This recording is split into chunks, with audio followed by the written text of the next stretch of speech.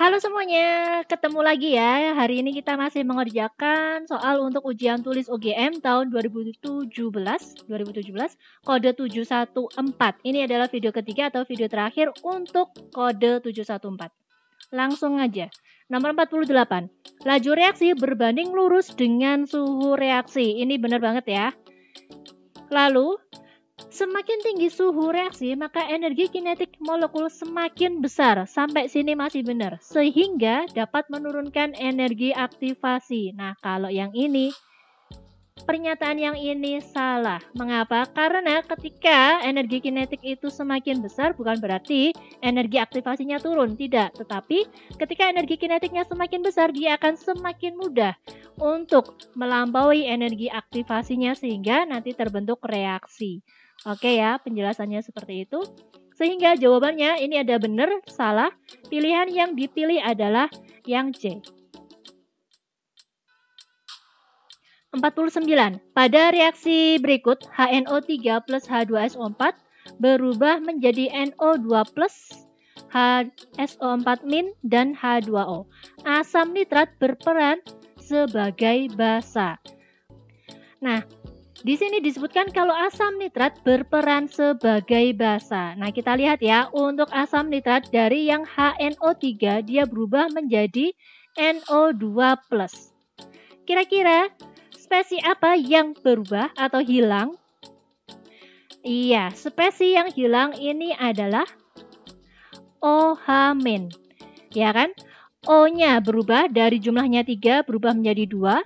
Atom H-nya juga hilang. Ya kan? Sehingga dia melepas OH-. Karena dia melepas OH-, maka disebut basa. Berarti ini pernyataannya benar.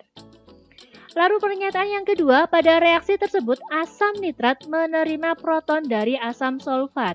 Nah, kalau yang ini pernyataannya salah. Pernyataan pertama benar, pernyataan kedua salah. Maka pilihan jawabannya adalah yang C. Nomor 50, hukum kesetimbangan untuk reaksi PCl5 berubah menjadi PCl3 dan Cl2 adalah sebagai berikut. Seperti ini, yang ditunjukkan juga dengan ada reaksi seperti ini. Ini benar ya, produk dibagi reaktan. PCl3 dikali konsentrasi Cl2 dibagi dengan konsentrasi PCl5. Ini pernyataannya benar.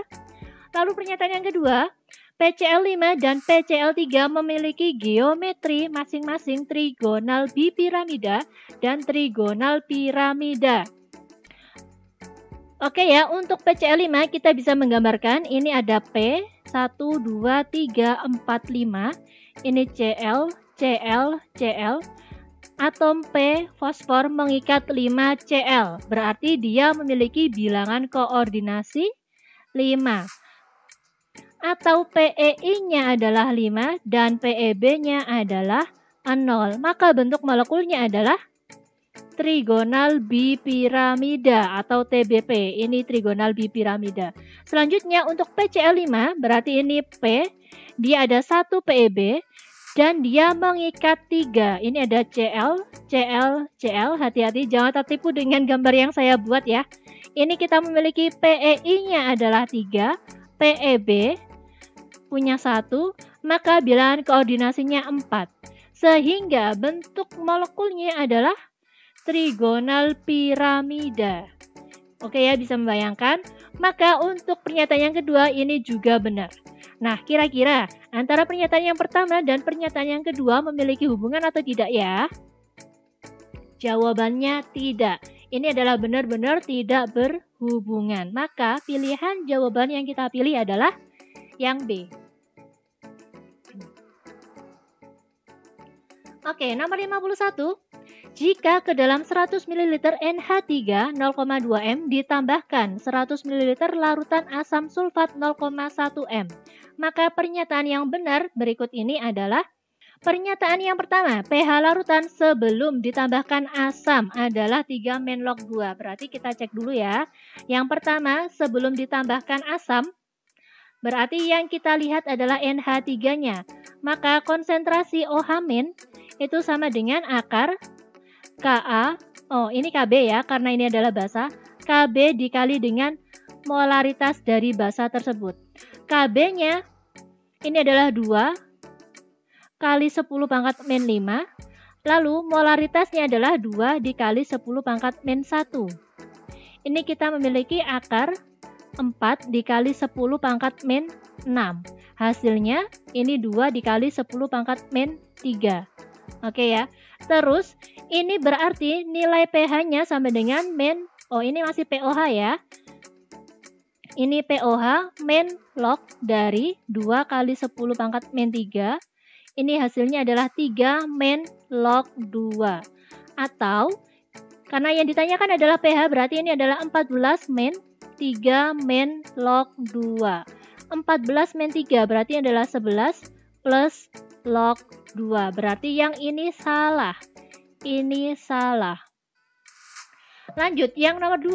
Apakah campuran tersebut adalah larutan penyangga? Nah, untuk mengecek pernyataan yang ini berarti kita harus mencari jumlah mol. Ini agak saya pencar ya agar halamannya ini muat. Jumlah mol dari NH3 berarti ini adalah 100 dikali 0,2. Ini hasilnya adalah 20 milimol. Sedangkan untuk asam sulfat jumlah mol dari H2SO4 ini adalah 100 dikali 0,1. Ini dapatnya 10 milimol. Nah, di sini hati-hati, meskipun jika dilihat dari jumlah molnya, asam kuat jumlah molnya adalah separuh dari NH3, ini seperti menjadi larutan penyangga. Oke ya, seperti. Tetapi, jika kita bisa menuliskan persamaan reaksinya, ini saya tuliskan NH3 ditambah H2SO4, ini berubah menjadi NH4 2 kali SO4. Sehingga kita membutuhkan koefisien 2 di sini. H2SO4-nya koefisiennya 1 aja ya. Sehingga ini kita tuliskan 20 milimol dan ini 10 milimol. Maka yang bereaksi adalah ini 20, ini 10, ini 10. Hasilnya ini 0, ini 0, ini 10. Nah, kalau kayak gini baru kelihatan ya kalau yang terjadi di sini adalah hidrolisis garam, bukan penyangga. Oke, pernyataan yang ketiga, konsentrasi garam yang terjadi adalah 0,2 m. Nah, berarti untuk menentukan konsentrasi garam, ini kita punya NH4, 2 kali SO4, jumlah molnya ini ya, jumlah molnya adalah 10 dibagi volume total. Volume totalnya kita punya 100 berarti ini adalah 200. 1 dibagi 20 ini, hasilnya berapa nih? Ini hasilnya adalah 0,05, jadi bukan 0,2 m. Oke, berarti pilihannya adalah antara pilihan nomor 4 aja atau pilihan 1, 2, 3, 4 salah. Berarti kita cek dulu yang nomor 4. Campuran tersebut mempunyai pH kurang dari 7. Nah, kalau yang ini dilihat dari penyusun garamnya ini udah kelihatan ya. Garam ini tersusun dari basa lemah dan juga asam kuat. Nah, yang menang adalah asam kuat sehingga garamnya bersifat asam. Garamnya bersifat asam. Atau pH-nya kurang dari 7. Maka jawaban yang benar hanya nomor 4. Maka pilihan jawaban yang kita pilih adalah yang D. Nomor 52. Di antara senyawa-senyawa alkohol berikut yang dapat dioksidasi menghasilkan keton adalah keton ya. Oke, di sini saya udah gambarkan masing-masing senyawa. 2-metil 1 butanol, 2,2-dimetil 1 propanol. Bisa ya ini bacanya. Ini ada nomor 1, ini ada nomor 2. Di nomor 2 ada 2 buah metil. Ini metil, ini metil. Lalu ada 3-metil 1 butanol dan sikloheksanol. Jika kita menginginkan produknya berupa keton, maka yang kita cari adalah alkohol sekunder. Alkohol sekunder. Yang merupakan alkohol sekunder yang mana? Yang merupakan alkohol sekunder adalah sikloheksanol aja. Berarti yang benar adalah nomor 4 aja, maka pilihan jawabannya adalah yang D. Yang nomor 1 ini adalah primer.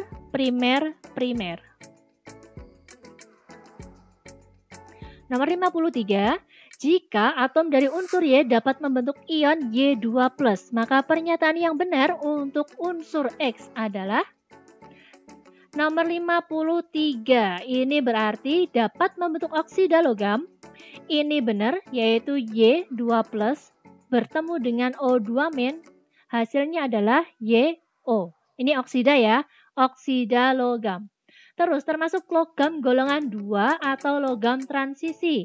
Ini juga benar. Kalau logam golongan 2 alias golongan alkali tanah, dia akan melepaskan 2 elektron membentuk Y2+, atau logam transisi juga bisa. Berarti yang ini benar. Yang nomor 3, dapat membentuk ikatan ionik. Ini juga benar. Mengapa? Karena ini dia kan berupa kation. Kalau kation bertemu dengan anion, dia bisa membentuk ikatan ionik. Pernyataan yang keempat, apakah dia mudah larut di dalam air? Jika yang kita maksudkan adalah golongan 2 atau golongan alkali tanah, sebagian besar senyawa logam alkali tanah memiliki kelarutan yang kecil atau sukar larut dalam air. Hal inilah yang membedakan dari alkali tanah dengan senyawa logam alkali. Kalau alkali aja atau golongan 1A itu mudah larut.